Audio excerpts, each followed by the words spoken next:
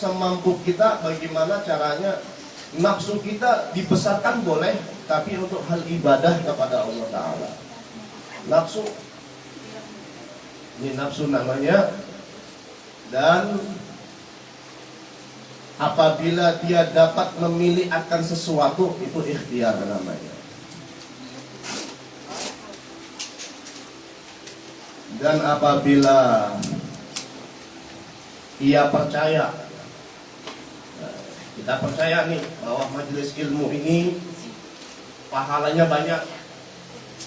Datang ke majelis zikir, Allah ampuni dosa kita. Datang ke majelis macam-macam, itu tujuannya apapun, tetap Allah akan ampuni dosa kita. Yakin akan sesuatu itu berarti iman. Disebut iman namanya.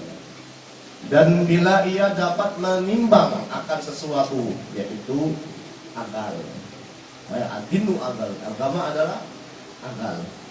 Akal. Semua pemikiran kita dibuat, makanya ada istilah hakikatnya kita satu hari harus memikirkan kebanyakan atau kebesaran Allah Subhanahu wa taala, memikirkan keistimewaan karunia yang dikasih oleh Allah Subhanahu wa taala harusnya. Karena adinu akal. Tapi karena manusia sekarang terbagi, banyak pemikiran masalah rumah tangga, keluarga, pekerjaan, dan lain-lain, itulah pemikiran kita terpecah. Makanya orang-orang zaman dahulu mana mau mikir dunia, ibadah aja dia. Kenapa? Takut. Al-Quran itu luar biasa luasnya, ilmunya kita nggak pernah baca, nggak pernah pelajarin. Maka di sini disebutkan kita akal namanya, menimbang sesuatu. Dan pohon akal itu ialah ilmu.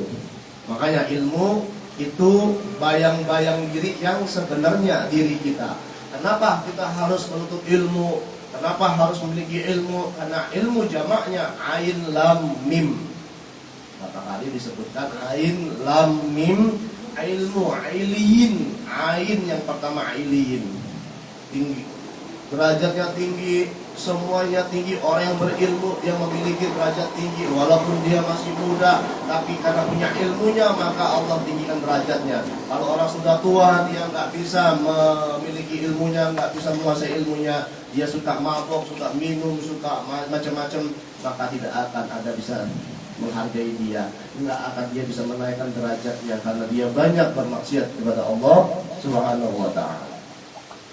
Lam, latif, lutuf, lemah lembut. Orang berilmu nggak boleh marah-marah. Orang punya ilmu nggak boleh namanya sakit hati, nggak boleh mencaci, nggak boleh orang, nggak boleh cengeng, nggak boleh macam-macam. Lutuf, lemah lembut. Kata Nabi Muhammad SAW ketika masuk ke kota Mekah, dia didatangi oleh musuh-musuhnya dahulu. Ya Rasulullah, aku musuhmu yang dulu menghalangi engkau, bahkan aku membunuh engkau, ingin membunuh engkau dulunya. Aku terima kau mau hukum aku ya Rasulullah. Aku ikhlas kau mau bunuh aku ya Rasulullah. Tidak harus apa antum mengatakan. Pergi kalian, aku tidak akan membalas kalian. Aku sudah memaafkan kalian walaupun engkau pernah itu menyakiti aku. Itu akhlak Nabi Muhammad SAW. Kita baca sholawat Nabi, kita baca maulid, kita masuk ke majelis ilmu, tapi memiliki sifat yang tidak sabar, tidak lemah lembut, berarti kita belum cinta kepada Nabi Muhammad SAW.